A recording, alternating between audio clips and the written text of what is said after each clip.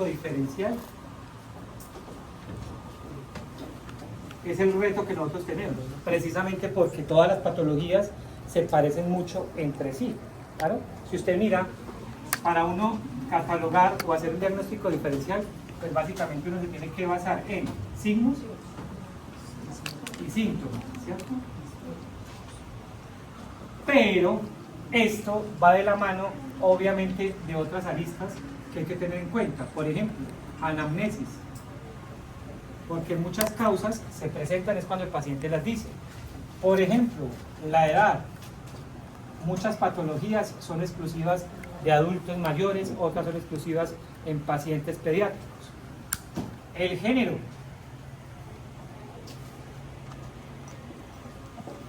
Pues obviamente unas son más prevalentes en mujeres, otras más en hombres, entonces evidentemente eso va también a llevar a que yo voy haciendo ese diagnóstico diferencial, ¿cierto? Otra cosa importante que uno tiene en cuenta ahí es el tipo de ojo rojo, que yo creo que eso fue lo primero y la ganancia inicial que nosotros obtuvimos cuando hablábamos de la diferencia entre conjuntival y ciliar, que yo creo que a hoy pues eso ya es más fácil.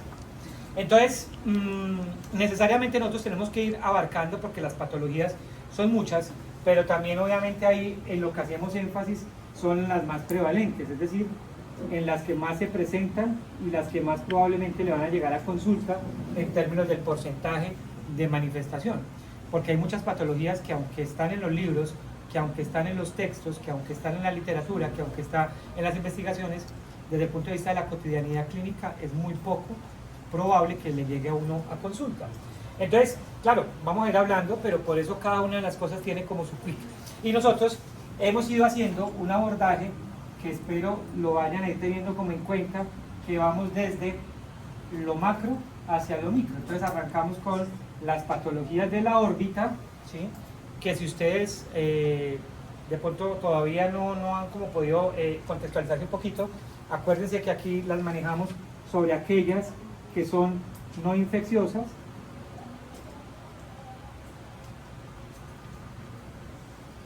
las que son infecciosas, y que dentro de estas no infecciosas pues estaban la de la tiroides y las enfermedades inflamatorias idiopáticas. Y las infecciosas pues básicamente estábamos con la preseptal y la orbital.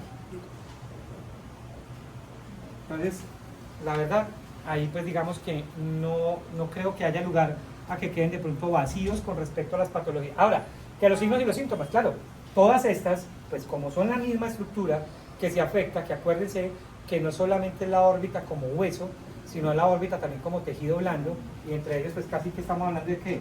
De la grasa orbitaria, pues todas estas tienen, y por qué además, cursar con las mismas signos y los mismos síntomas, pues porque está afectando lo mismo. Lo que pasa es que lo único que cambia ahí es que la fuente, la etiología, que una puede ser de carácter infecciosa, que esa infección puede o por un trauma o por una diseminación de alguna infección, mientras que estas no infecciosas pues o hay un cuadro sistémico que la involucra o una condición autoinmune que hace que aparezca de la nada, ¿cierto? Y los signos y los síntomas pues claro van a ser muy parecidos. Entonces ahí yo para saber de cuál estamos hablando, ¿a qué recurro? A esto. Entonces por eso es que hablamos mucho de ahí, que era más común en niños, otras eran más común en adultos, unas eran más común en mujeres, otras más común en hombres, ¿cierto? Ahí hablamos de esa parte. ¿Listo? Y acto seguido arrancamos con el párpado, ¿cierto? Entendiendo el párpado como estructura externa, pero que hace parte de todos los anexos oculares. Y dentro de los párpados, pues empezamos a hablar de la blefaritis, porque los párpados tienen muchas otras patologías que vamos a ir en lo posible a abordar el día de hoy, ¿cierto? Entonces, ya después de ese como recorderis y ese pequeño recuento, pues vamos ahora sí a retomar en lo que veníamos trabajando. Entonces, muchachos, recuerden ustedes que la semana pasada pues quedamos en las blefaritis y habíamos mencionado que existen 3 tipos de blefaritis: anterior, posterior y mixta. Y que dentro de las causas de la anterior pues básicamente se destacan 2: la estafilocóxica, que como su nombre lo dice, va unida a una bacteria, por lo tanto es de carácter infeccioso, ¿cierto? Y la seborreica, que también como su nombre lo dice, pues se asocia al sebo, a la producción de grasa, ¿cierto? Entonces, en la primera debe haber una condición sistémica, que haya una baja de defensas para que el paciente tenga un cuadro infeccioso recurrente, porque además es recurrente, repetitivo y crónico, porque las blefaritis no son agudas. O sea, la blefaritis no es que amanecí hoy con blefaritis y de mañana estoy bien, no. La blefaritis empieza a presentar signos leves, sí, en su etapa inicial, pero se va quedando y se convierte en una patología constante de carácter crónico, es decir, que dura en el tiempo. Mientras que la seborreica pues tiene que ver mucho también con las condiciones metabólicas y o también de carácter hormonal. Entonces por eso hemos hablado que es muy común encontrar blefaritis seborreicas, por ejemplo, en la etapa bien sea de la adolescencia, ¿cierto? O en la etapa de los desórdenes hormonales, en la etapa adulta, ¿cierto? Principalmente en las mujeres. Pero que también hay condiciones externas o extrínsecas que contribuyen para eso. ¿Cuáles? Las condiciones ambientales, ¿cierto? El polvo, el viento, las partículas pequeñas. Entonces, que si yo soy biselador, que si yo trabajo en un aserradero, que si yo trabajo con metalmecánica, que si yo trabajo como mensajero en moto, que si yo trabajo donde hay silo o partículas pequeñas, por ejemplo en temas de café tal o café, que si yo trabajo en una carpintería donde hay acerrín, que si yo trabajo en una empresa donde se trabaja con metales y hay partículas, o sea, todo eso puede contribuir para que eso que hay en el ambiente me llegue a generar que con el tiempo se me provoque un proceso inflamatorio. Y la posterior, aunque vemos claramente dos tipos, que es lo que vamos a hablar hoy, claramente dos tipos, pues básicamente la posterior, y eso sí es importante que les quede claro, cuando hablamos de blefaritis posterior es porque sí o sí hay compromiso de las glándulas de Meibomian, ¿cierto? Es decir, para que haya una blefaritis posterior tienen que estar las glándulas de Meibomian comprometidas. ¿Comprometidas de qué tipo? Ya sea por disfunción, por taponamiento o por hiperfunción de esas glándulas, que hace que se provoque o la seborrea de Meibomian, que es una producción excesiva de sebo, pero de carácter espumoso. Ahorita vamos a ver unas fotos que se ve como una especie de espuma efervescente ahí en el borde de las pestañas y el borde del párpado, derivado de esa producción en exceso de sebo, o bien sea por una meibomitis, que como su nombre lo dice, es una inflamación de las glándulas de Meibomian. Inflamación de las glándulas de Meibomian que pueden ser derivadas de ¿qué? Pues de lo mismo que hemos hablado ahorita, de las condiciones tanto intrínsecas, hormonales o metabólicas, como de las condiciones extrínsecas. Que es que yo bicelo, que es que yo trabajo en una parte de una carpintería donde hay mucho mucho acerrín, o trabajo en cisco, con cisco, bueno, todo eso que son partículas pequeñas que uno a veces no ve y que están en el ambiente y contribuyen para que se vayan acumulando, metaponan la glándula de Meibomian, se hipertrofia, se inflaman y genera esa condición. Que también yo les había dicho la semana pasada que para hablar de cuadro de meibomitis es porque deben haber compromiso de mínimo 3 o más glándulas. Si es una sola, es una disfunción de la glándula, que puede ser por un factor, digamos, ocasional y transitorio. Otra cosa que influye mucho en ese tema de la blefaritis, el tema de los productos que se utilizan para tanto maquillar como para desmaquillar, o para también las pestañas estas postizas, el pegante ayuda mucho con eso. Señor.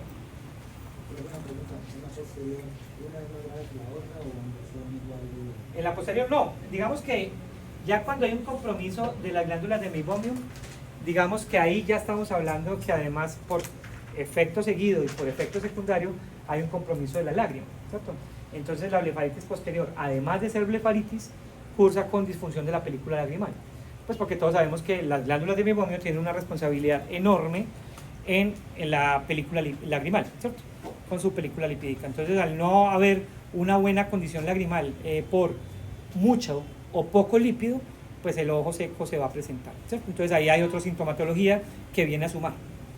Estoy entendiendo que la blefaritis posterior sí o sí tiene un compromiso con las glándulas de Meibomian, pero cuando hay un compromiso de glándulas de Meibomian, no siempre puede ser una blefaritis posterior. No siempre, porque yo puedo tener un compromiso de la glándula de Meibomian aislado, uno, y ya, sin haber blefaritis, ¿cierto? Entonces, por ejemplo, un compromiso de la glándula de Meibomian aislado sin que haya blefaritis, un orzuelo, ¿cierto? Yo tengo una glándula de Meibomian que se taponó, se infectó y me dio un orzuelo. ¿Eso se llama compromiso de glándula de Meibomian? Sí. ¿Eso es blefaritis? No, porque solamente fue una glándula que se afectó por cualquier motivo que haya sido, ¿cierto? Pero para que yo ya hable de blefaritis es porque ya hay como un patrón en mis glándulas, por eso yo les digo que mínimo 3, hay un patrón en esas glándulas que muestran que ya hay varias que se vienen a afectar. O sea, realmente cuando hay 3 es porque realmente hay muchas más glándulas afectadas, pero ya estaríamos hablando de un cuadro de blefaritis posterior. Profe, nosotros le tomamos la foto a alguien. ¿Usted haga que le solo la difusión de las glándulas o hay? No, resulta que en la conjuntiva tarsal a veces se pueden formar, más adelante vamos a ver eso, se puede formar algo que se llaman concreciones. Las concreciones son acúmulos de, bien sea calcio o de lípidos. Cuando uno le hace la versión al párpado inferior o al párpado superior y ve unas placas amarillentas o blanquecinas en el tarso, no en el borde, sino en el tarso, eso se llaman concreciones. ¿Qué son las concreciones? Acúmulo de, si son blancos, calcio, y si son amarillos, colesterol o lípido, ¿cierto? ¿Eso en qué casos se dan? Pues cuando hay alteraciones de las dos casos. De calcio, con una condición elevada del calcio en el cuerpo. ¿Cuándo se puede dar eso? En personas que consumen mucho calcio, ¿sí? Ya sea en lácteos o calcio como suplemento, en pastas. Por ejemplo, es una paciente que tiene antecedentes o tiene riesgo de osteoporosis y le mandan a tomar calcio. Ya hay mucho más calcio rodando en sangre del que normalmente había. Entonces empieza a acumular en algunas partes, empieza a formar esas pequeñas calcificaciones o esas pequeñas concreciones que se ven en la conjuntiva. Y las amarillas es de lípido, que vamos a ver más adelante que se puede dar tanto en el tarso, por dentro, como por fuera en los párpados. Unas placas amarillentas que se llaman santelasmas, que son acúmulos de lípidos y de colesterol porque el paciente tiene de manera sistémica una alteración de hiperlipidemia, ¿cierto? Entonces eso llaman concreciones. ¿Ah? No tiene manejo, o sea, en algunos pacientes puede desaparecer porque se reabsorben solitos y en otros ya se quedan ahí toda la vida. Porque el manejo ahí no es ni quirúrgico ni nada, porque realmente sería más agresivo el mismo tratamiento que el problema. El problema realmente ahí lo que muestra es que en sangre hay muchas condiciones de colesterol, sí, o de calcio. ¿Cuál sería ahí el manejo indicado? Pues mirar esa causa, ¿cierto? Pues si es por ejemplo de calcio, pues mirar con su médico tratante, ya sea el internista, sea el geriatra, sea el endocrino o sea el reumatólogo, el que le haya mandado su calcio, para que a nivel de sangre evalúe los niveles y si ya está bien. Y si es de lípido, pues mirar también el perfil lipídico y ver si probablemente es una dislipidemia en curso, o incluso si el paciente ya está medicado con su atorvastatina, su rosuvastatina, y aún así el colesterol sigue estando alto, pues se le pueden ajustar su dosis o su medicamento, ¿cierto? Pero ahí tocaría pues con interconsulta, ¿no? Bueno, muy bien, entonces ya empezándonos a enfocar en cada una de las blefaritis.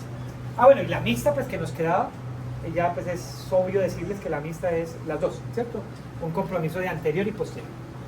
¿Que es común? Sí, la mixta es muy común en los pacientes, casi siempre cuando ya llevan muchos años de tener una blefaritis, sea anterior o sea posterior, termina siendo mixta, ¿sí? Porque ahí ya, eso ya es una recocha ahí en ese parto. No tratados, pues que nunca se dan. O que no se adhieren mucho al tratamiento, porque no son juiciosos en la parte inicial, todos empiezan muy juiciosos, pero acuérdense que esos tratamientos son de larga duración, ¿cierto? Entonces, por muchas razones, uno no ve a los pacientes 2 meses, hágase con su Strainer, o 2 meses, hágase con su agua de rosas, porque normalmente a los 8 o 15 días, en la gran mayoría de los casos, ya desiste. ¿Ya? Como ven una leve mejoría, dicen, ya me sentí bien. Claro, pero esa mejoría es transitoria. A los 8 o 15 días vuelve a estar igual. Entonces ya el paciente, y como con el tiempo genera una resistencia a la sensibilidad, ya no tiene signos ni síntomas, el paciente ya ni se da cuenta que tiene la blefaritis y ya cursa ahí con su ojo rojo todo el tiempo y su caspa en las pestañas. Bueno, muy bien. Hasta ahí vamos todos, ¿cierto?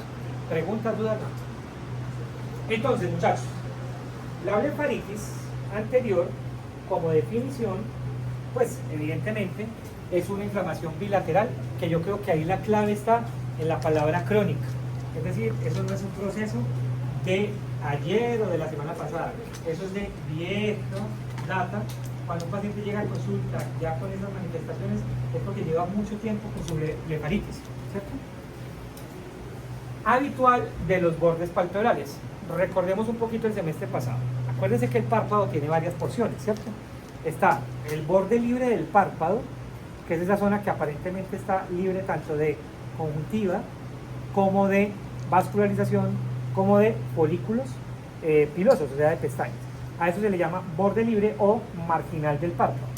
Luego llega la línea de Marsh, que es la que divide esa parte epitelial, vemos una imagen ahí, esa parte epitelial de lo que es conjuntiva tarsal.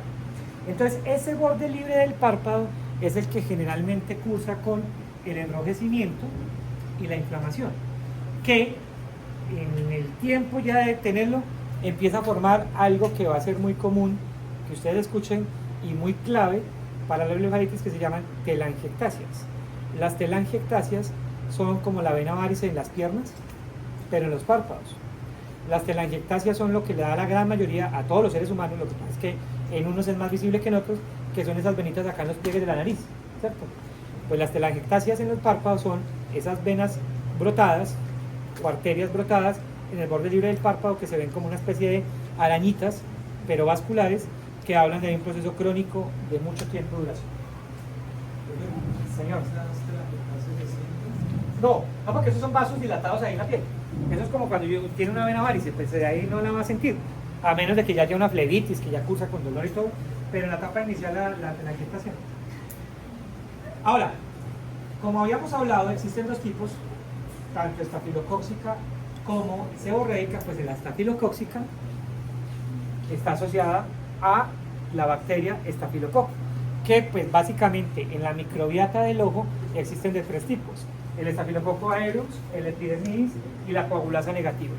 Es decir, son variaciones, pero es el mismo microorganismo, es la misma bacteria, que al ser bacteria, que genera pues una infección bacteriana. Entonces, primer punto clave: si yo tengo una blefaritis anterior y la secreción es amarillenta, es porque es estafilocócica. Entonces, esa secreción amarillenta, ¿dónde se empieza a ver? En las pestañas.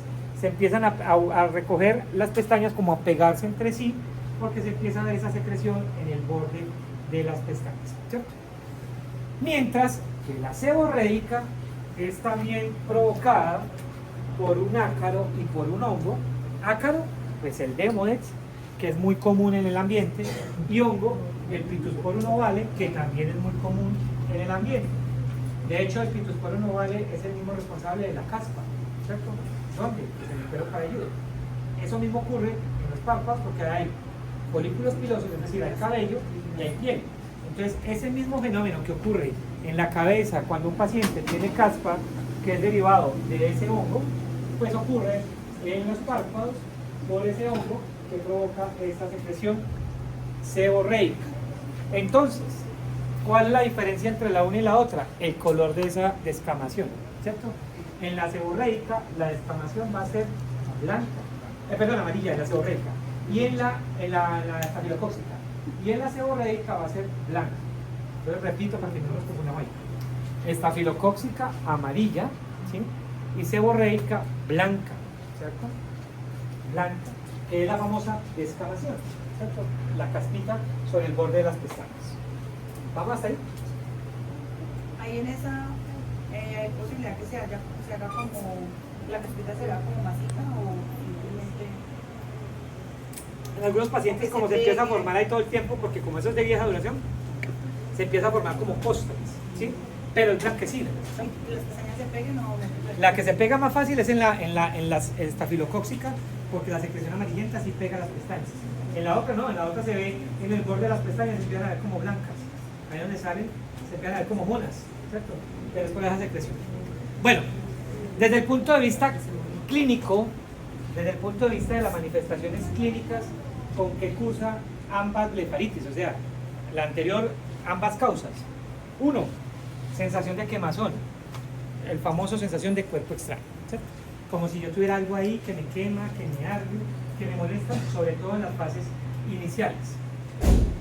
Dos, es peor en las mañanas. Los pacientes, ¿qué pasó? Los pacientes tienden a presentar como los síntomas más exagerados en las horas de la mañana, porque eso tiene que ver mucho también con el ciclo circadiano y con el edema fisiológico. Acuérdense que pues por todas las noches de estar dormido, el párpado se edematiza más. Yo creo que eso sí es más que lógico decirles. Ustedes todos saben que qué es lo que pasa, paciente, cuando duerme mucho, qué es lo que primero nos da uno.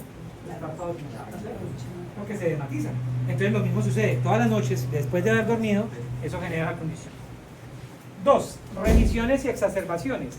¿Qué quiere decir eso? Pues como ya lo habíamos mencionado en otra patología anterior, remisiones es repetición constante y exacerbaciones es que va empeorando de un momento a otro.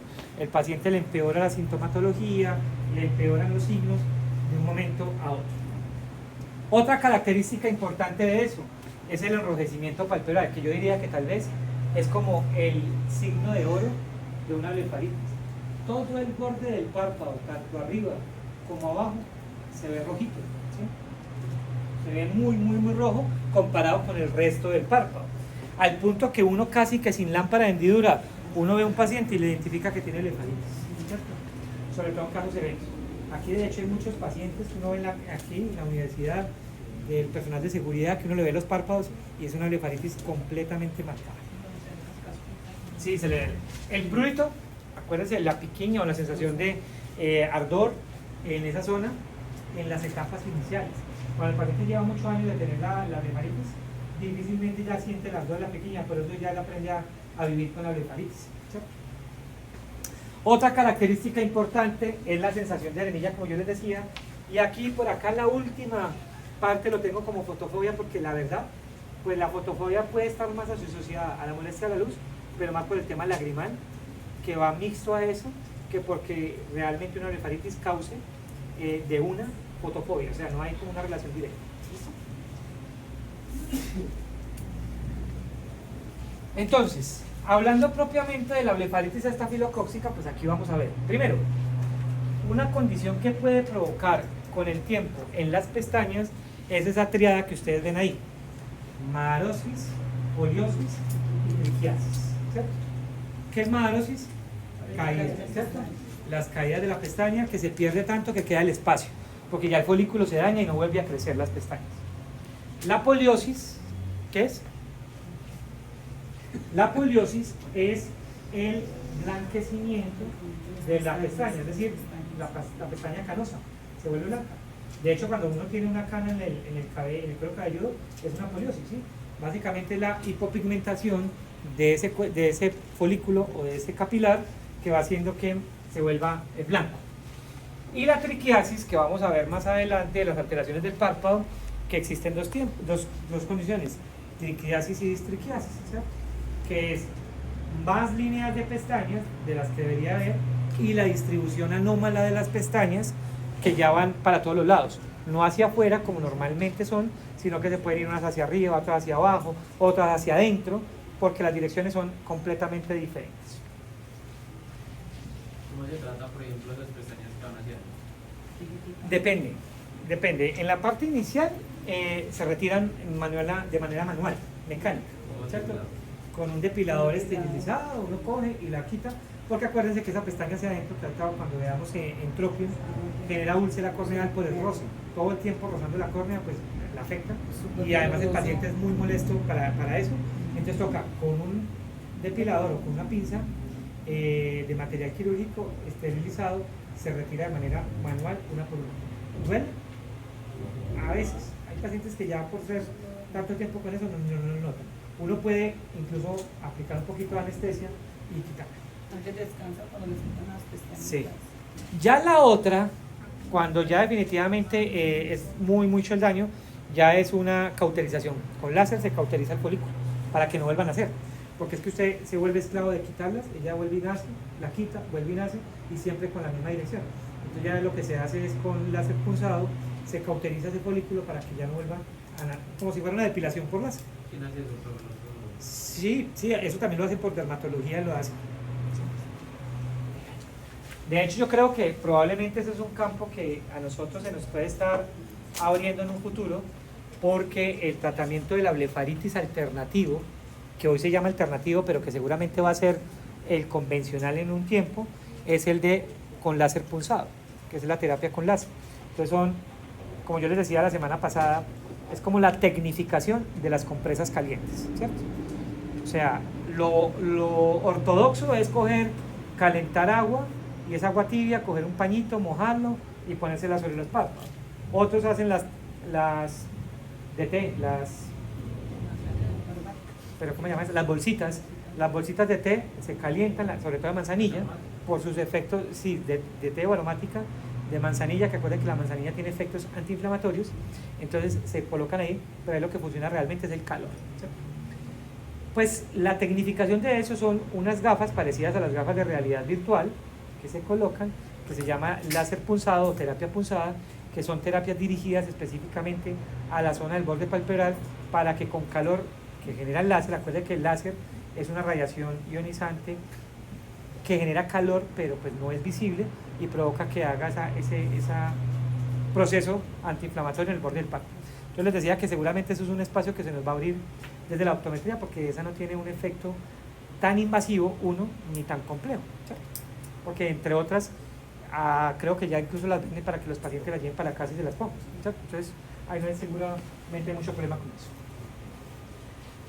Otra condición muy característica de las estafilocóccicas es áreas ulceradas. Recuerden ustedes que úlcera hace referencia a zonas que el tejido se va dañando, se va perdiendo, se va atrofiando. Es decir, la arquitectura palpebral, que es como se describe en la historia clínica, pérdida de la arquitectura palpebral, pues si este es mi párpado, ¿cierto? En condiciones normales, cuando se pierde la arquitectura palpebral, es porque se empieza a ulcerar, ¿cierto? O sea, se ve totalmente irregular, hay zonas donde se deprimen, zonas donde se elevan, el párpado, pues con el tiempo el tejido se daña, ¿cierto? Acuérdense que cuando hay mucha inflamación en un tejido, pues ¿qué genera? Muerte de ese tejido. Y la muerte del tejido, pues genera desde cicatrización hasta que no haya una regeneración. Escamas duras y secas, que esa es la diferencia con las anteriores, que son unas escamas, cuando estamos hablando de la posterior, de la blefaritis posterior, que esas escamas son más húmedas o más líquidas, estas son duras y secas, ¿cierto? Que también se conocen como collaretes, ¿cierto? Que se va viendo acá, en el borde del párpado, esas escamas duras, ¿cierto? Pero, aunque ahí no se aprecia muy bien en la foto, se alcanza a ver tímidamente, el color es amarillento. Amarillento porque acuérdense que es de origen bacteriano. Y la bacteria se caracteriza por secreción o por toxinas amarillentas o mucopurulentas. ¿Listo?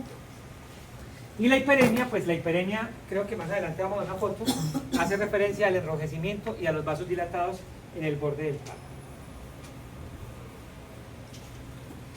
Mientras que la blefaritis anterior seborreica es muy fácil de detectar también porque esta se ve incluso desde más arriba, desde la misma piel, porque la piel del paciente se ve así, grasosa, como craquelada, como cuando una persona tiene la piel grasosa, ¿cierto? Que yo creo que todos hemos visto en algún momento a una persona de piel grasosa, cuando tiene mucho acné.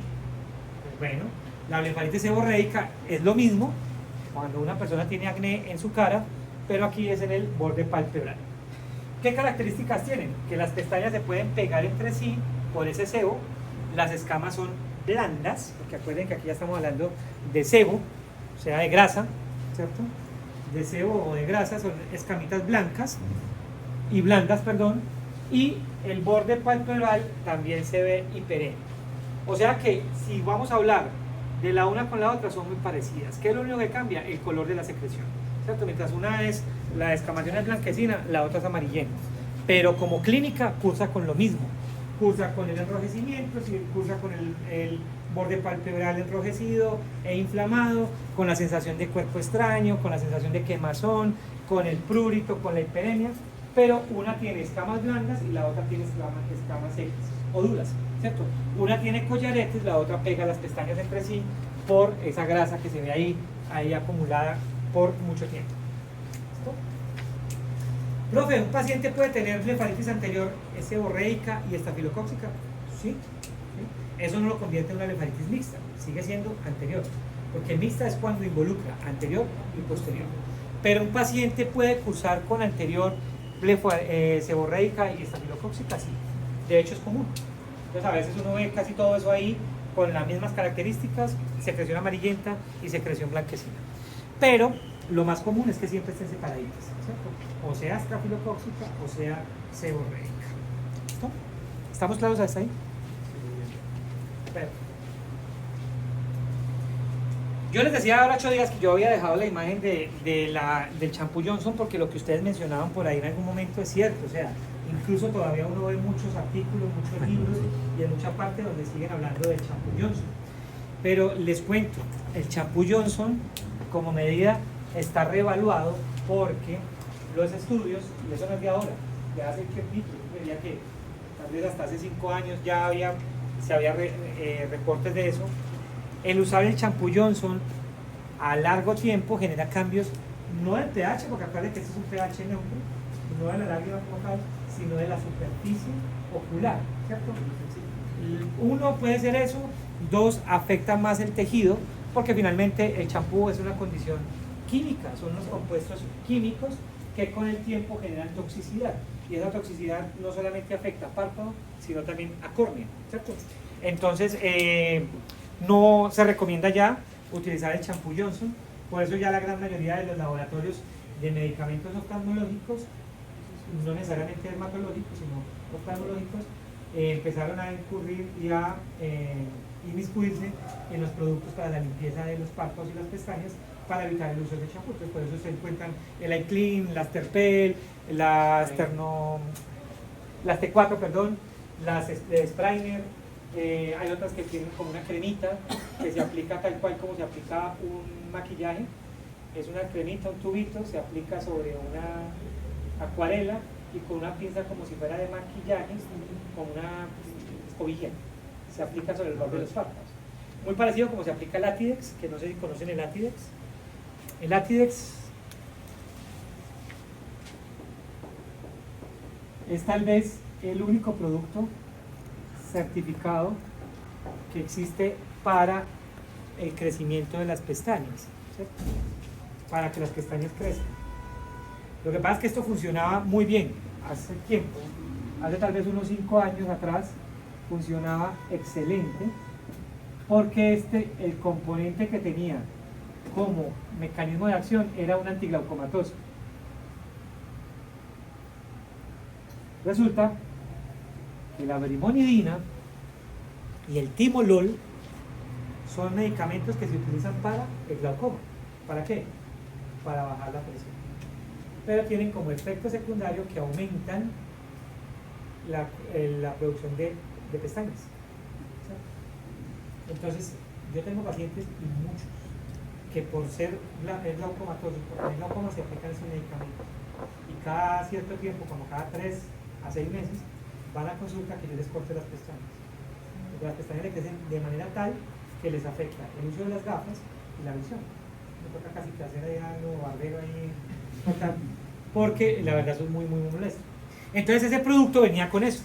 Y la verdad, eso era la locura entre niñas y niños. Cuando venía al laboratorio aquí a repartir eso, todo el mundo se peleaba la T-Dex porque en cuestión de meses las pestañas eran así grandes y fuertes y las mujeres eran felices. Bueno, y a algunos hombres también les gustaba aplicarse así. Pero la FDA y el INVIMA aquí en Colombia les prohibió el uso de eso. Porque, ¿qué pasa? Están utilizando como mecanismo de acción un antiglaucomatoso. ¿Y qué hace un antiglaucomatoso? Pues baja la presión. Entonces no es bueno un paciente sano que la presión se le va. Entonces lo cambiaron por otro producto. A este lo sacaron. Sigue viniendo la Atidex con otro mecanismo de acción, pero ese nuevo no tiene la misma efectividad que tenía este. ¿Funciona? Sí, pero mucho más lento. ¿Eso para qué? Para decirle a los pacientes, para que ustedes les digan a sus pacientes que no, que por favor, que apunten, que no lo hagan. Utilizar ni aceite de ricino, ni aceite de coco, ni aceite de almendra, que para que las pestañas crezcan. Porque eso es terrible. Puede que sí, creo que sí tengo evidencia de pacientes que cuando usan el aceite de ricino, las pestañas les crecen. ¿Sí? Pero el aceite de ricino es ¿qué? Aceite. Y todo lo que sea grasa en el borde palpebral pues puede provocar como efecto secundario una blefaritis seborreica o una blefaritis estatítica. Entonces, lo que sí funciona tanto para la blefaritis estafilocóxica como para la blefaritis seborreica que vamos a hablar ahora, lo primero es la higiene palpebral. ¿Qué es la higiene palpebral que es diferente a la higiene visual? Acuérdense que higiene palpebral es físicamente la limpieza. La higiene visual son las pausas activas, las buenas posturas, la buena iluminación, etc. La higiene palpebral o la higiene ocular o la higiene de la superficie anterior es ideal hacerla básicamente con productos que tengan pH neutro. Entonces por eso era que usaban el champollions. Pues ya les dije que eso pues obviamente no es ideal. Entonces, ¿cuál nos queda? El agua de rosas, ¿cierto? El agua o el agua sola, o sea, literal, ¿cierto? Pero el agua de rosas, pues por sus componentes minerales y vegetales, ayuda con también procesos de desinflamación.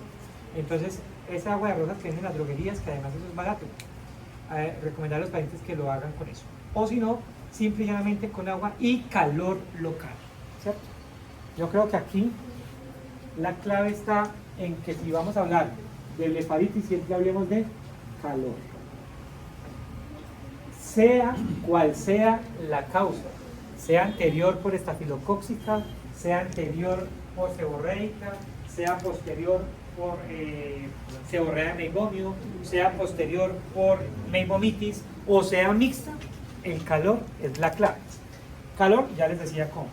Toallitas de agua caliente, las bolsitas de té, agua tibia, pues obviamente, aunque suene risorio, hay que explicar a los pacientes que no van a quemar, porque hay algunos que van y lo ponen y ya les genera otro problema que es una dermatitis ahí. Entonces, el calor local es fundamental para eso.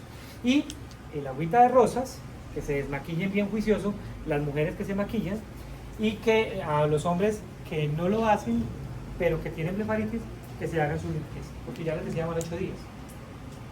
Usted, yo, todos nos bañamos muy bien, todo el cuerpo, pero los ojos a veces lo que hacemos es cerrarlo, o lo máximo que hacemos es lavar la cara. Y los ojos, acuérdense que párpados y pestañas recogen mucha polución. Yo creo que ustedes ahora que están viendo la lámpara en biomicroscopía, se dan cuenta que cuando uno mira ahí el borde ven las partículas a veces de polvo, ceniza, pestañina, pelos de gato. Exacto, señora.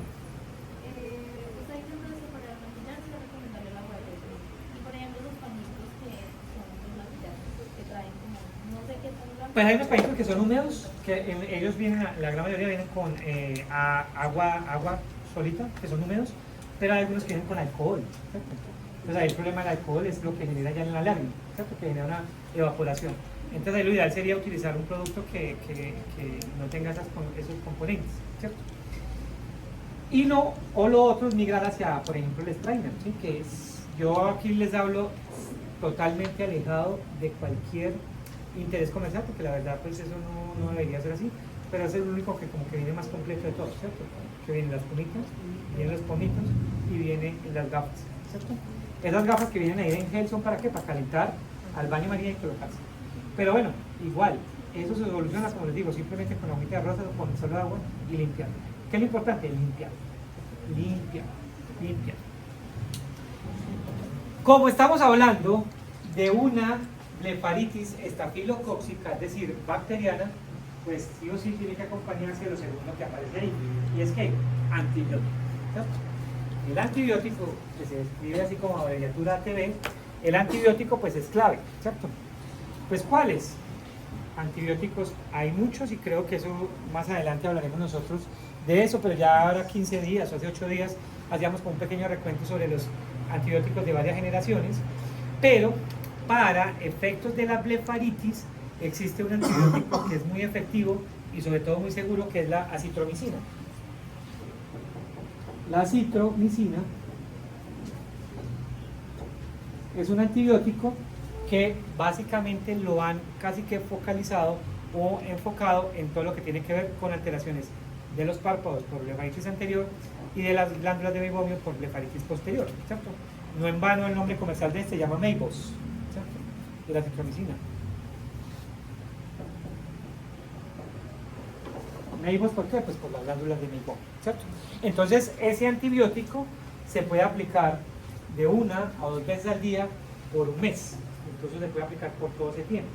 Porque la acitromicina también tiene efectos secundarios en antiinflamatorios, es decir, baja un poquito el tema de la inflamación que los pacientes presentan. Señor. Cuando hay una ¿La qué? ¿se puede destripar No. Y de eso ya habíamos hablado. Bueno, hay una cosa que se llama la expresión de las glándulas del mebomio, que se hace en consulta con el copito, el aplicador, uno hace una leve presión para que salga. Digamos que en esos casos sí es más fácil, porque no estamos hablando de un orzuelo que ya está infectado, ¿cierto? Ahí en las glándulas de mebomio, cuando están así, estamos hablando de una obstrucción. Uno le hace la leve presión para que salga. Y sale la culebrita ahí de grasita, tal cual como se ve a veces en los videos. ¿Sí se puede hacer en consulta? Sí, y solo sí, no hay infección. Es decir, no hay un orzuelo o no hay un cuadro infeccioso de promedio. Porque si hay un cuadro infeccioso de promedio, ¿cuál es el riesgo? Una celulitis. Muy bien. Aún así con un chalazo que ya sacan su. Sí, no, y el chalacio pues sí era más difícil porque usted, es más, entre más lo toque, más crece. El chalacio sí es mejor dejarlo quietico porque acuérdense que el manejo de eso es quirúrgico única y exclusivamente. Pero una pregunta, cuando hay un orzuelo y pues obviamente con esto no puede haber daños en los conductores de mebomio. Es probable que esa glándula se pierda, ¿sí? Por eso yo les decía a ustedes, ya tal vez en unos 15 días vamos a hacer la actividad de hacernos el conteo de las glándulas de mebomio y así ustedes estén jóvenes, lo más probable es que tengan ya pérdidas de glándulas de mebomio, ¿cierto? Entonces, si por solo condiciones fisiológicas se pierden glándulas, pues cuando hay un orzuelo de esas características es muy fácil que eso se pierda, se atrofie, ¿sí? Bueno, muy bien. Ese que ustedes ven aquí, a la izquierda de la pantalla, pues básicamente es el protocolo desde el punto de vista oftalmológico, porque aquí ya incluye medicamentos desde el punto de vista sistémico, ¿cierto? Esos sistémicos son antibióticos como la vacitracina o la acitromicina también oral, como está acá, por 3 días, una todos los días. Pero pues ya esto se subsana un poquito con la aparición, porque esa no existía, de la acitromicina oftálmica en colirio, que pues es más fácil aplicarlo ahí tópica que sistémica, porque recuerden que sistémica, pues la barrera hematorretiniana más es difícil que llegue al ojo. ¿Listo? Antes no había una que aplicaba que llamaba intermicina. Sí, interramicina, y había otra que se llamaba blefargel y otra que se llamaba, eran muy buenas, blef 10, blef 30, que era básicamente eso. Lo que pasa es que esas son del grupo de las cloranfenicol y de las sulfas, y esos son muy tóxicos y los sacan del mercado. Ya hoy no tenemos eso. Muy bien. Bueno, aquí entonces en la blefaritis seborreica, pues básicamente como la blefaritis seborreica no hay un microorganismo que la causa, sino que es la producción de grasa, pues ahí es poco lo que yo puedo intervenir en eso. Yo no puedo decirle, va a tomar un antibiótico para que no produzca grasa, ¿cierto? Ahí lo que toca mirar es desde el punto de vista sistémico qué pasa, pero desde el punto de vista del manejo optométrico, pues lo mismo, la higiene y el calor. Aquí se me escapaba que siempre en todos los tratamientos, tanto de las alergias como la blefaritis, hay que acompañar de un sustituto lagrimal. Y seguramente en el transcurso del semestre haremos una pausa, un paréntesis para hablar un poquito de fármaco, que pues no es el tema nuestro ahora, porque ustedes lo van a ver en cuarto, en quinto, en patología, perdón, en propedéutica, pero sí es importante que desde ya empecemos a saber que no todos los lubricantes sirven para todo, ¿cierto? Y dejar de estar, perdónenme la palabra, pero prostituyendo un solo lubricante, porque para todo es carboxi, carboxi, carboxi, carboxi, carboxi, y la carboxi no a todos los pacientes le funciona y no a todos es igual. Para ponerles simplemente un ejemplo cotidiano, si usted tiene una mesa de vidrio, el comedor, y esa mesa está engrasada, porque usted queda con las manos grasosas, pone la mano acá y quiere limpiarla, ¿con qué cree que le sale más fácil esa grasa? ¿Con agua? No. Más uno pone agua y la limpia y se vuelve más pegajoso, ¿cierto? No sabe. ¿Qué es lo que utiliza uno generalmente? Limpiavidrios o desengrasantes, que son a base de ¿qué? Alcohol, ¿cierto? Porque el alcohol es el que más rápido diluye o limpia la grasa, ¿sí o no? ¿Estamos o no estamos? Entonces por eso, obviamente no nos vamos a poner jabón de cocina en los ojos ni alcohol, pero por eso existen lubricantes o sustitutos lagrimales que son a bases de alcohol, ¿cierto? Alcohol polivinílico, polietilenglicol, etilenglicol, propilenglicol, existen varios. Entonces cuando yo tengo un paciente que tiene condiciones de exceso de grasa, pues el lubricante ideal no va a ser un lubricante que sea a base acuosa, sino que debe ser a base alcohol, ¿cierto? Entonces ahí funcionaría bien. Ahora, si yo lo que tengo es un paciente que tiene deficiencia acuosa, pues ahí sí me funcionaría un medicamento que apunte a ese componente acuoso, que ahí sí funciona muy bien la carboxi o la hidroxi. Y si lo que yo tengo es un paciente que produce lágrima, pero no se adhiere, pues yo tengo que utilizar un producto que me ayude a que la lágrima se aplique y se mantenga más en la superficie, ¿cierto? Entonces, ahí es donde yo tengo muchas alternativas. Yo tengo un paciente en el que el lubricante, la lágrima se evapora porque no tiene grasa, es decir, la película lipídica no se está produciendo. ¿Qué me tocaría utilizar? Un lubricante que sea a base de gel, que cumpla, además de lubricar, las funciones de esa película lipídica, para que no se evapore, ¿cierto? Pero si yo tengo un paciente que tiene mucha grasa, porque produce mucho lípido, yo no podría utilizar un lubricante a base de gel o un lubricante en ungüento, porque voy a empeorar la situación, ¿cierto? Entonces, a la lógica que hay que empezar a ver, o sea que dentro de la gama de los sustitutos lagrimales tenemos varios, y no todos sirven para todo. Y eso es lo primero que nosotros tenemos que empezar como a tener claro ahí. ¿Listo? Muy bien. Profe, el mucínico, si tiene pacientes de déficit de mucina, esa base.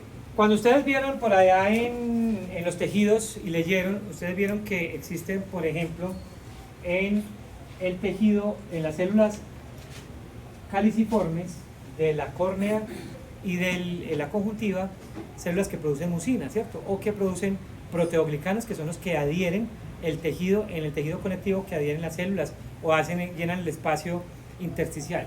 Existe uno en el cuerpo, sobre todo en la córnea, que está en la parte interna, que se llama queratán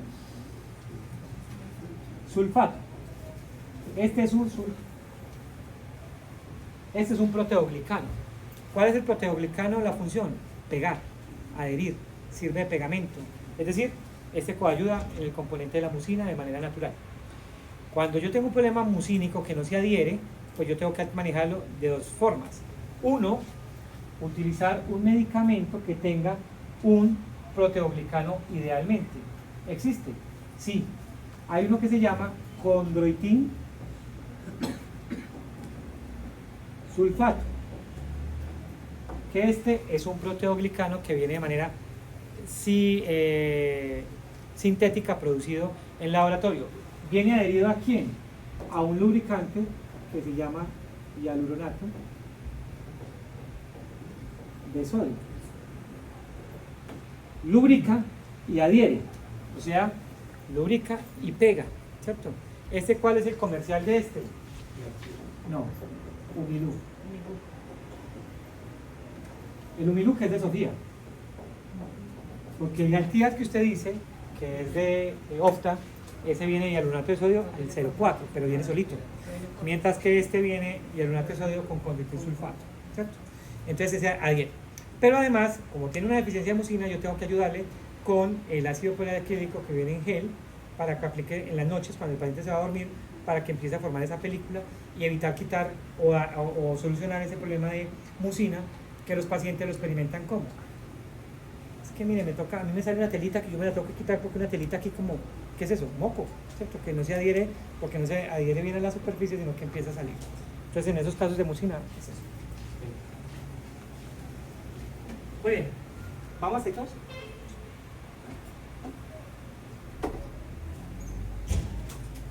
Entonces, la blefaritis posterior, pues lo mismo, es una inflamación de los párpados, pero ya esto también es, obviamente, se caracteriza por una inflamación secundaria a una disfunción de las glándulas de Meibomian, ¿cierto? Entonces, como ya les había dicho ya anticipadamente, aquí sí o sí las glándulas de Meibomian están comprometidas, ¿cierto? Entonces, aquí sí o sí ya el paciente cursa con problema de glándulas de Meibomian. Entonces, la seborrea de Meibomian es esta espumita que ustedes ven ahí como efervescente. Se le ha echado una alcacéser ahí en la lágrima al paciente, porque se ve así todo el tiempo sobre la superficie del párpado, se empieza a ver esa espumita, que el único diagnóstico diferencial que hay que hacer cuando un paciente tenga eso es con una infección bacteriana, que de hecho, dicho sea de paso, es la única bacteria que genera una secreción así espumosa, que es la Moraxella lacunata. Esta es una bacteria que es de condiciones endémicas, es decir, es específicamente de algunas regiones del mundo, no en toda parte. Generalmente son en trópicos, o sea, selváticos. Entonces, cuando la persona está por allá, puede adquirir esta bacteria que hace que genere una secreción espumosa, genera una conjuntivitis por moraxela, que es un poquito complicada. La verdad, eso lo vamos a ver cuando hablamos conjuntivitis. Sin embargo, acá se ve la secreción espumosa, pero en menor concentración y se da en el borde del tacto. ¿Por qué se da? Por una secreción excesiva de las glándulas de meiomio, es decir, produce en exceso su contenido, no tiene síntomas, el paciente puede que tenga eso ahí y ni siquiera se haya dado cuenta, que le digan, "Ve, usted tiene los ojos rojos", pero él no siente absolutamente nada más, o cuando ya se mira en el espejo, si ve la espumita ahí en el párpado, que a veces desde lejos no se ve como espuma, sino que se ve como lágrima, ¿cierto? Ya tendría uno que ver en lámpara de hendidura para ver esa espumita que está ahí, ¿cierto? Se van formando los famosos punti, ¿sí? Que son como esas coronillas en las glándulas de meiomio, que se ven como unos globitos amarillitos en toda la superficie. Ya vamos a una imagen, ¿cierto? Y la película lagrimal se ve espumosa. Entonces, como está aquí abajo, que está espumosa, además obviamente aquí tiene secreción amarillenta, o sea que también una blefaritis mixta, ¿no? En la foto pues que está ahí. Ah, mira, aquí están los coronillitas que se van formando en la glándula de meiomio, ¿cierto? Se ve ahí como casi a punto de reventar ese globito que se va formando, ¿cierto? Como se ve Sí, arriba. eso no es infeccioso, eso se puede retirar. Eso generalmente ahí lo que funciona es el calor, lo que hablamos del tica. Con el calor van cediendo porque el calor dilata. Y en algunos casos, cuando el contenido es tan marcado que está a punto de salir, es donde se hace la expresión de la glándula de meiomio, que es con un copito exprimirla para que salga ese contenido, ¿cierto? Bueno, entonces, la meibomitis es inflamación o obstrucción de las glándulas de meiomio. El borde palpebral posterior se ve afectado, entonces por eso ya sabemos que hace referencia a una blefaritis posterior. Genera hiperemia, las telangiectasias, que ya ahorita vamos a ver una fotico de esas, la obstrucción de los orificios y secreciones exprimidas turbias o espesas. ¿Qué quiere decir eso? Que cuando yo lo exprima, es muy espeso el contenido que sale. Como yo les decía, casi como una culebrita. No sé si ustedes aquí han tenido la oportunidad de destapar un gel oftálmico o un Tracidex o un Octabracin D, cuando son los tubitos que vienen en punta, que uno los destapa y sale una culebrita, más o menos así sale. O mejor dicho, para que no nos vayamos muy lejos, cuando ustedes en algún momento se han estripado un barro o una espinilla, ¿cierto? Que sale una pequeña contenido blanquecino en forma de culebrita, así tal cual. Sea lo más popular posible, pero así es. Profe, ahí en esa siempre la terapia funciona. Sí, el calor también. Bueno.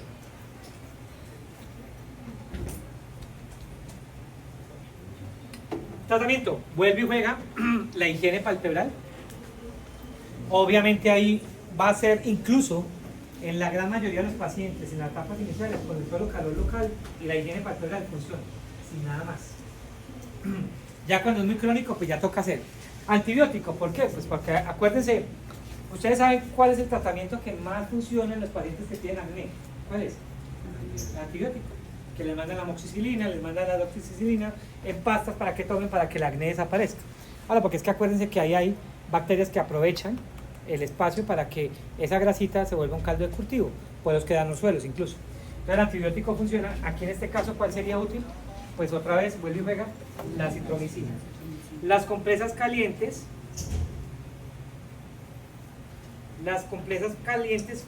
la verdad, vuelvo y lo repito, por ello yo los colocaba arriba. Ese es el gol estándar, el tratamiento ideal inicialmente, ¿cierto? Y en algunos casos, corticoides o corticoesteroides o esteroides, que son lo mismo, antiinflamatorios, ¿cierto? Porque yo puedo trabajar esteroides ahí con tranquilidad, pues porque la córnea no está comprometida, ¿cierto?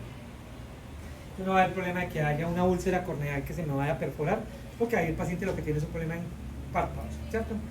Pero además porque es un tratamiento que no es de larga duración en los esteroides, sino que máximo uno lo hace como 15 días, ¿cierto? ¿De qué va a depender en qué lo mando? Si en gotas o en ungüento, porque los esteroides vienen tanto en colirio, gotas, como en ungüentos, tubitos, crema, pues dependiendo de la causa, ¿cierto? Si es seborreico, pues yo me abstengo de utilizarlo en grasita, porque ¿qué va a pasar? Va a volver a empeorar el problema. ¿Listo? Muy bien.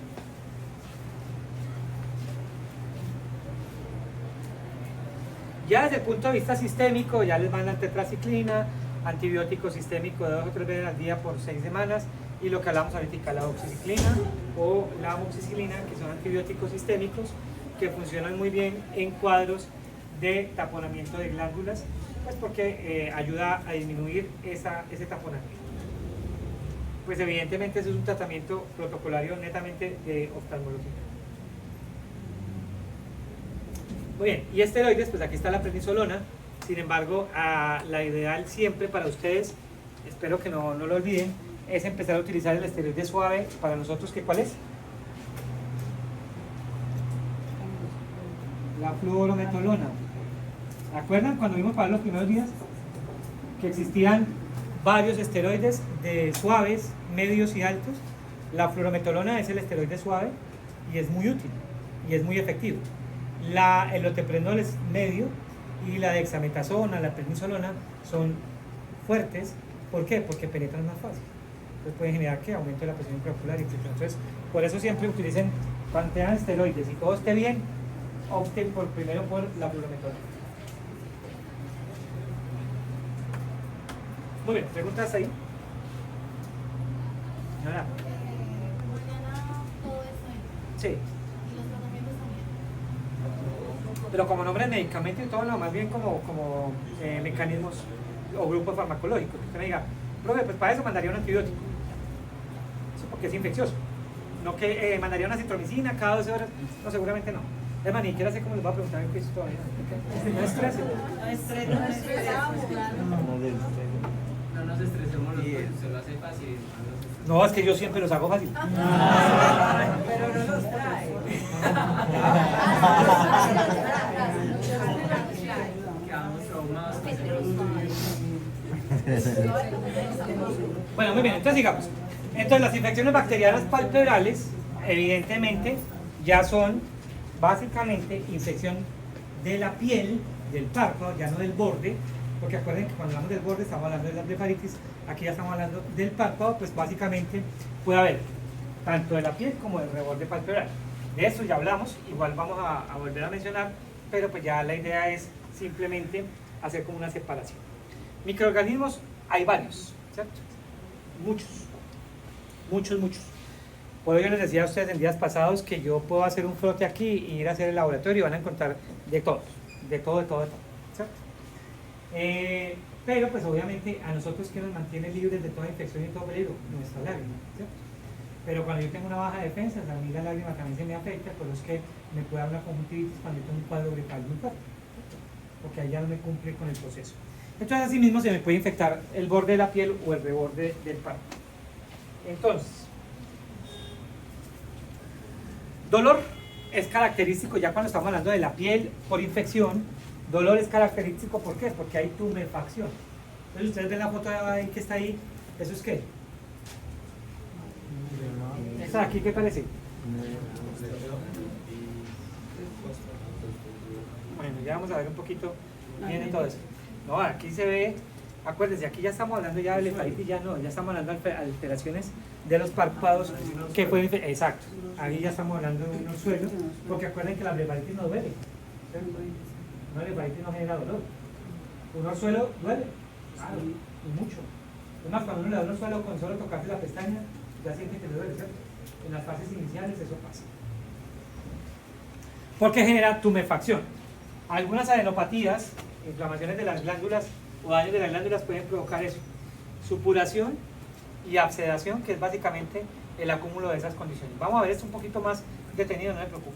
El tratamiento, en algunos casos, es antibiótico intramuscular, como penicilina, meticilina o eritromicina.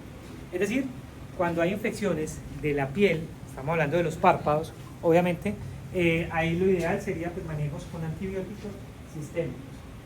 Pero pues ya los podemos manejar nosotros también desde el punto de vista de medicamentos tópicos. ¿Por qué? Porque podemos utilizar los antibióticos, ustedes pueden manejar los antibióticos, pueden utilizar los antiinflamatorios, podemos utilizar los lubricantes, todo lo que va a ayudar para ese proceso. ¿Hay antiinflamatorios tópicos? Sí, claro. Tanto en ungüento como en colirio. Entonces ustedes encuentran a nivel tópico en gotas diclofenaco, que se llama Voltaren, nepafenaco, meloxicam, bromfenaco, que son todos antiinflamatorios no esteroideos. Y esteroideos, los que les decía, fluorometolona, loteprenol, dexametasona, prednisolona, etcétera, que son esteroides. ¿Eso qué es? Blefaritis. ¿Sí? Aquí vemos en el borde de las pestañas y aquí se alcanzan a ver un poquito las telangiectasias. Son estos vasitos que están acá, que yo creo que por aquí hay una foto más marcada, ahorita más adelante. ¿Esto qué es? Claro, aquí ya hay meibomitis, ven ahí todas aquí se ve, incluso esta ya está a punto de reventar, si uno quisiera destriparla ahí le puede salir un poquito de contenido. La de seborrea de meibomio, que es la espumosa, ¿cierto? Ahí se ve el párpado también muy característico de las blefaritis posteriores, el párpado como cuarteado, que es por la condición grasosa, además de la telangiectasia. Muy bien. ¿Preguntas ahí?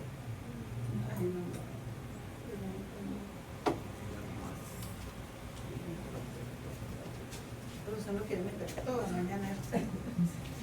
Todo el tema.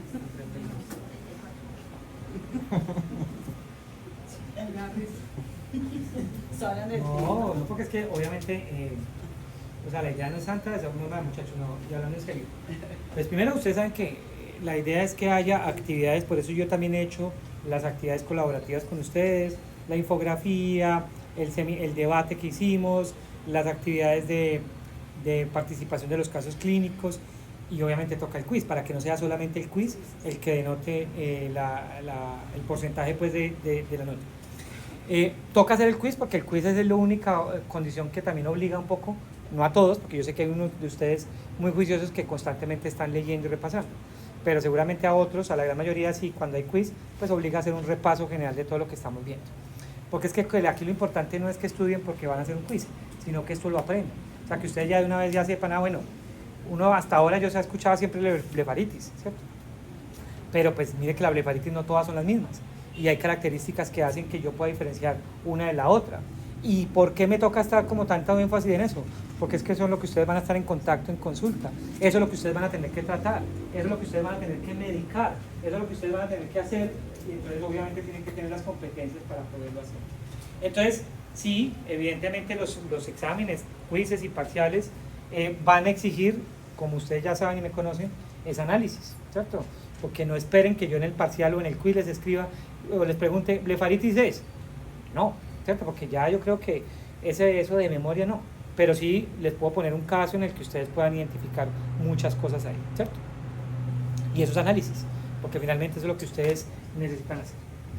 Entonces,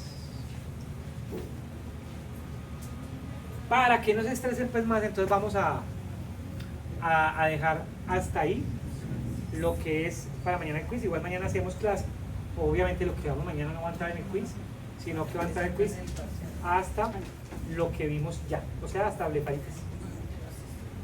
El parcial sí entra todo lo que veamos mañana y todo lo que hemos visto, ¿sí? Todo, absolutamente todo, ¿cierto? Yo les mando mañana los criterios de evaluación del parcial para la próxima semana, ¿cierto? ¿Se va a hacer quiz después de la clase o va a hacer quiz primero y después de la clase? Para la verdad no, podemos hacer clase y después el quiz.